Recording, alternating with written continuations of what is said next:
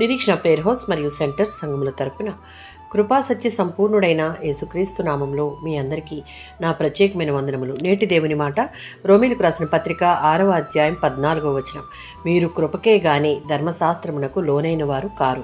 ఈ అధ్యాయంలో అపోస్తుడైన పౌలు విశ్వాసులు క్రీస్తుతో కలిసి మరణించి తిరిగి లేచిన క్రొత్త జీవితాన్ని పొందారని బోధిస్తూ ఉన్నాడు. 14వ వచనంలో పౌలు ఒక గొప్ప వాగ్దానాన్ని ఇక్కడ చూపిస్తూ ఉన్నాడు. పాపం ఇక విశ్వాసిపై రాజ్యం చేయదు, ఎందుకంటే అతడు ధర్మశాస్త్రపు శిక్ష కింద కాక దేవుని యొక్క కృప కింద ఉన్నాడు.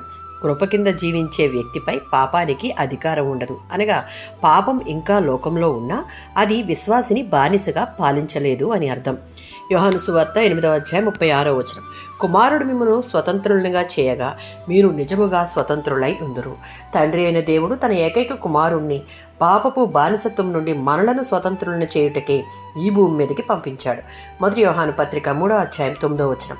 క్రీస్తులో నూతనముగా జన్మించిన వాడు పాపంలో నిరంతరం జీవించడు. మీరు ధర్మశాస్త్రమునకు లోబడిన వారు కారు. ధర్మశాస్త్రం మనలో ఉన్న పాపాన్ని చూపిస్తుంది, కానీ పాపంపై విజయాన్ని మాత్రం ఇవ్వలేదు. గల్తీలకు రాసిన పత్రిక 3వ అధ్యాయం 24వ వచనం. ధర్మశాస్త్రం మనలను క్రీస్తు దగ్గరకు నడిపించే ఉపాధ్యాయుడు వంటిది.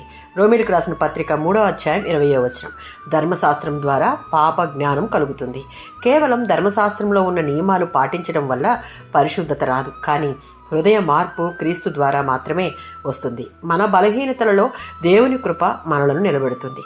కృప మనలను పాపం నుండి పైకి లేపి దేవుని సేవలో ఉపయోగిస్తుంది. దేవుడి వాక్యం దీవించునుగాక. ఆమెన్.